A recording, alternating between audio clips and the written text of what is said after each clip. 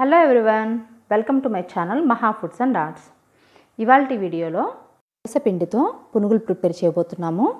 2 days మనం దోశలు తిన్నామంటే 3rd day కంపల్సరీ బోరని పెంచేస్తాయి కదా. అలాంటప్పుడు మనం ఈ పులిసిన దోస పిండితో ఇలా క్రిస్పీగా పునుగులు ప్రిపేర్ చేసుకోవచ్చు. చాలా టేస్టీ అనిపిస్తాయి. మరి అవి ఎలా చేయాలో ఇవాల్టి వీడియోలో చూసేద్దాం. దీనికోసం నేను 2 కప్పుల దోస పిండిని తీసుకున్నానండి. దీంట్లో 2 టేబుల్ స్పూన్ల బియ్య పిండిని యాడ్ చేసుకుందాం. అలానే 2 టేబుల్ స్పూన్ల మైదాను కూడా వేసుకోవాలి. ఈ మైదా పిండి వేయడం వల్ల పిండి కన్సిస్టెన్సీ చిక్కపడుతుంది. అలానే బియ్య పిండి వల్ల పునుగులు అనేవి ఆయిల్ ఎక్కువగా పీల్చకుండా చాలా చక్కగా వస్తాయండి. ఇప్పుడు ఈ పిండిని ఒకసారి అంతా కలిసేట్లు ఒకసారి మిక్స్ చేసుకుందాం. ఇప్పుడు దీంట్లో మనం సన్నగా తరిగిన ఒక మీడియం సైజు ఉల్లిపాయ తరుగుని యాడ్ చేసుకుందాం. అలానే 5 నుంచి 6 పచ్చిమిర్చిని సన్నగా కట్ చేసుకుని యాడ్ చేసుకోవాలి.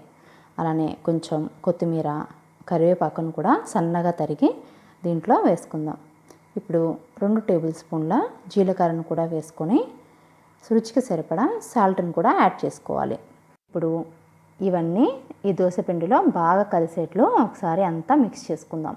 మీ దోశ బ్యాటర్ బాగా గట్టిగా అనిపిస్తే కొంచెంగా వాటర్ యాడ్ చేసుకోవచ్చండి. చాలా కొంచెం వేసుకొని కలుపుకున్నాక దీంట్లో కొంచెం మనం బేకింగ్ సోడా యాడ్ చేసుకోవాలి. ఇది వేసుకున్నాక అంతా ఒకసారి మిక్స్ చేసుకొని పిండి కన్సిస్టెన్సీని చెక్ చేసుకుందాం. చూసారు కదా, బ్యాటర్ ఇలా ఉంటే పునుగులు చక్కగా వస్తాయి. ఇప్పుడు ఈ పిండిని మూత పెట్టుకొని 10 నుంచి 15 నిమిషాల వరకు పెట్టుకుందాం. ఇది కొంచెం నానే లోపల మనం ఒక ప్యాన్ తీసుకొని దాంట్లో డీప్ ఫ్రైకి సరిపడా ఆయిల్ని హీట్ చేసుకుందాం. ఇలా హీట్ అయిన ఆయిల్లో కొంచెంగా పిండిని తీసుకొని ఈ విధంగా వేసేసుకోవడమే. ఈ ఆయిల్కి సరిపడా పునుగుల్ని వేసిన తర్వాత స్టవ్ని మీడియం ఫ్లేమ్లో పెట్టుకొని ఈ పునుగుల్ని ఈవెన్గా ఫ్రై చేసుకోవాలి.